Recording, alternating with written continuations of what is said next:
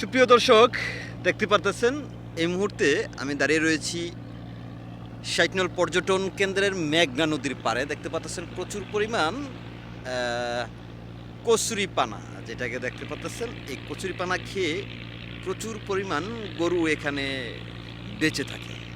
অর্থাৎ হলো যারা গরু বাছুর পালেন তাদের জন্য অনেকটা অর্থ বেঁচে যায়।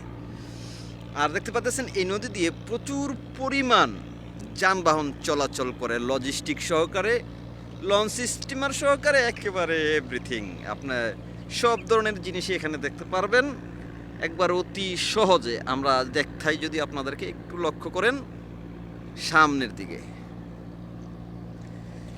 তো যেই লঞ্চ দিয়ে আমরা ঢাকা অথবা লঞ্চ বরিশাল মানে বিভিন্ন স্থানে অতি অল্প টাকায় শান্তির মতন যাতায়াত করা যায় কোনো যানজট ছাড়াই। কিন্তু এখন এই মেঘনা নদীতে প্রচুর পরিমাণ লঞ্চ স্টিমার চলাচল করছে। হয়তো আগামীতে আরও প্রচুর পরিমাণ লঞ্চ স্টিমার যাতায়াত করবে। এক পর্যায়ে দেখা যাবে কি এখানে প্রচুর পরিমাণ জ্যাম বেঁধে যাওয়ার একটা প্রসেসিং হয়ে যাবে। তবে আসলে নদীতে জ্যাম বাঁধার সুযোগ নেই, নদীপথের সিরিয়াল টু সিরিয়াল যাতায়াত করতে হয়। তাই আমি দীর্ঘদিন পরে নদীর পাড়ে চলে আসলাম।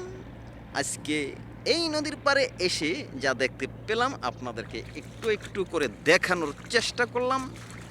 কারণ বর্তমান যেই পরিস্থিতি, এই পরিস্থিতিতে আসলে নিজের ছবি দেখাতেও অনেক সময় লজ্জাবোধ করা হয়। কারণ যারা এই কাজগুলি করে আসলে এটা কিন্তু তাদের কাজ, মানুষের আগায় নিয়ে যাওয়া, মানুষকে ভালো কিছু দেখানো।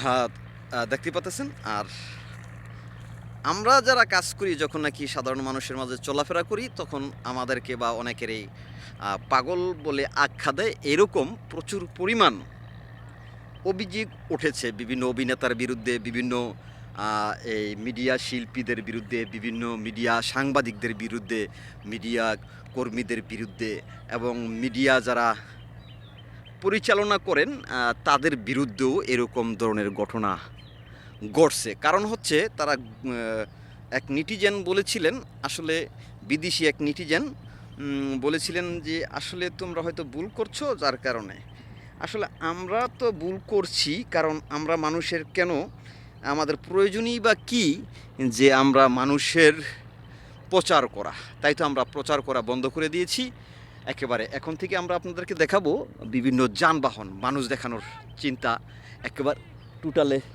টোটালে বন্ধ করে দিয়েছি।